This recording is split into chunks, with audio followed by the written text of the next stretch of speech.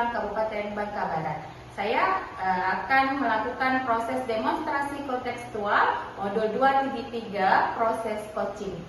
Saya akan berperan sebagai observer atau pengamat, kemudian Ibu Andini akan berperan sebagai coach dan Ibu Minarni akan berperan sebagai coaching.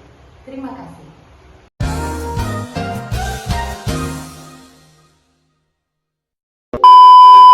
Assalamualaikum warahmatullahi wabarakatuh, Bu Andini. Waalaikumsalam warahmatullahi wabarakatuh, Bu Ros.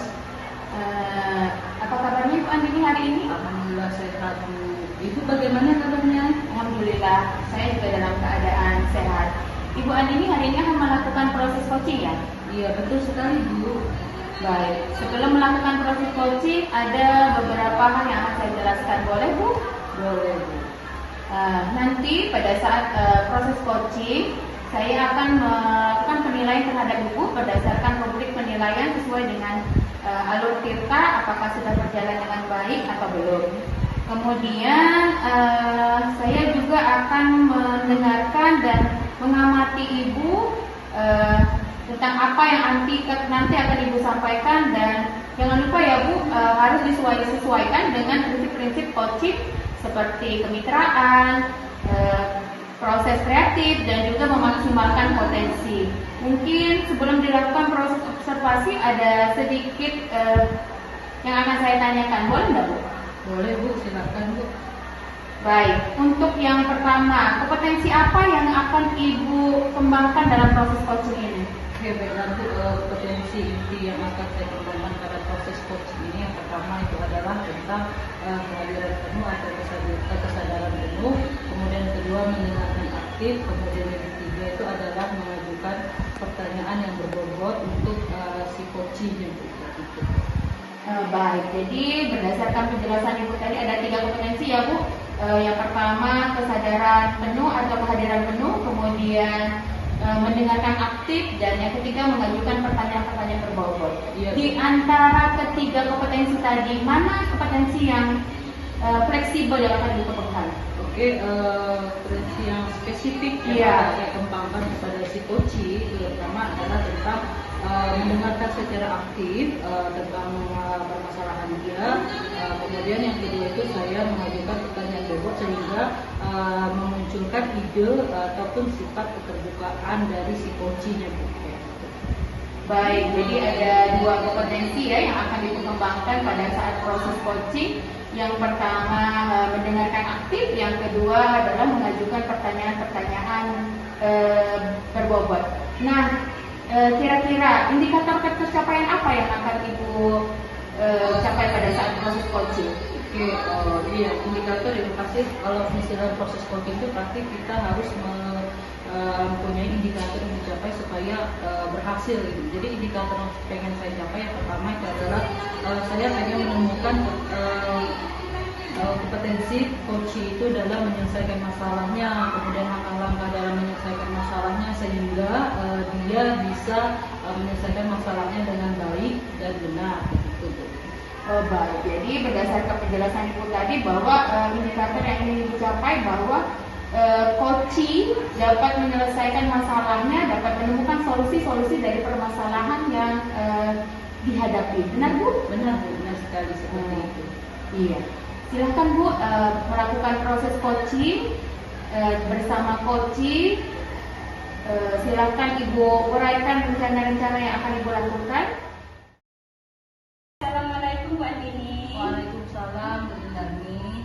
Apa kabarnya Bu? Alhamdulillah baik. Bu Nani bagaimana kabarnya? Alhamdulillah baik juga Bu. Oh iya, ada apa Bu Nani? Ini Bu, saya mengganggu nggak Bu waktunya? Oh tidak, saya lagi free kok Bu, jadi bisa santai aja. Gimana Bu? Ada apa? Gini Bu, saya kan ada masalah sedikit tentang saya lah Bu. Cuma saya tidak tahu Bu kepada siapa saya ingin bercerita di buku. Apa Ibu punya waktu Bu? Oh iya. Oh, saya tegaskan lagi Bu Nania, masalah ini tidak akan keluar, jadi hanya kita berdua saja yang tahu. Jadi Ibu Nani tidak perlu takut menceritakan masalahnya. Nanti ini menjadi rahasia kita. Ya gimana Bu, bisa tujuan Ibu menyampaikan masalah ini yang bagaimana? Tujuannya itu Bu, karena saya itu kurang percaya diri, sehingga saya ingin saya itu meningkatkan rasa kepercayaan diri saya Bu, terutama saat saya berbicara di depan orang banyak itu Bu. Oh, jadi permasalahan Ibu Inang itu pengen meningkatkan tingkat kepercayaan diri Ibu Iya, Bu. ini, karena merasa selama ini Ibu Inang merasa belum bisa percaya diri yang penuh. Iya, Bu. Oh, coba Ibu ceritakan bagaimana kondisi Ibu saat ini. Kondisi saya saat ini Bu, seperti permasalahan saya Bu, ketika saya misalnya disuruh menyampaikan suatu materi atau sesuatu hal yang ada di sekolah kepada misalnya wali kelas, semua kelas, itu saya grogi Bu. Ketika saya menyampaikannya itu saya tidak percaya diri Bu, saya merasa malu gitu Bu. Jadi Ibu merasa malu kepada orang lain sehingga Ibu itu tidak bisa percaya diri ketika berdiri di depan orang banyak. Oh, kira-kira dari permasalahan Ibu itu rencana Ibu untuk mengembangkan kepercayaan diri Ibu itu kira-kira yang seperti apa ya yang idealnya itu? Idealnya itu Bu, tentunya yang pertama yang harus saya lakukan itu kuatkan mental dulu ya Bu. Saya harus kuatkan mental, kemudian saya juga harus memahami apa yang ingin saya sampaikan, kemudian saya juga melawan rasa malu saya. Kemudian yang terakhir itu menurut saya latihan terus Bu, latihan terus. Iya, benar sekali ya. Berarti Ibu sampaikan tadi rencananya Ibu akan mulai latihan gitu ya. Terus Ibu akan mulai upgrade mental, artinya biar supaya tidak down depan orang lain kayak gitu ya Bu ya. Kemudian kira-kira kapan rencananya Ibu akan mulai melatih diri Ibu kayak gitu? Sesegera mungkin Bu, mungkin setelah ini saya bisa belajar, misalnya belajar berbicara sendiri di depan cermin gitu Bu. Kira-kira dukungan yang Ibu butuhkan dalam proses Ibu mencari ataupun meningkatkan kepercayaan diri Ibu seperti apa? Dukungannya itu lebih banyak ke sekolah ya Bu. Jadi menurut saya dukungan yang paling besar itu yang ada di sekolah, misalnya seperti rekan sejawat, misalnya boleh sebelum acara saya boleh berlatih dulu di depan mereka untuk menyampaikan apa yang ingin saya sampaikan, kemudian mereka memberikan umpan balik ke saya. Oke, berarti kira-kira akan sesegera mungkin ya. Iya. Nah, dari percakapan kita tadi Bu, kira-kira solusi ataupun kesimpulan untuk ya apa yang didapat oleh Ibu? Kesimpulannya itu dari permasalahan ketidakpercayaan diri saya itu Bu, saya sudah menemukan solusinya seperti menguatkan mental saya terlebih dahulu, kemudian saya juga harus memahami apa yang ingin saya sampaikan, membuang atau melawan rasa malu saya, kemudian yang terakhir itu saya harus latihan sering mungkin. Ternyata keren sekali ya Ibu Nani bisa menjadi solusi akan permasalahan. Kira-kira dari percakapan kita tadi bagaimana perasaan Ibu setelah melakukan percakapan dengan saya?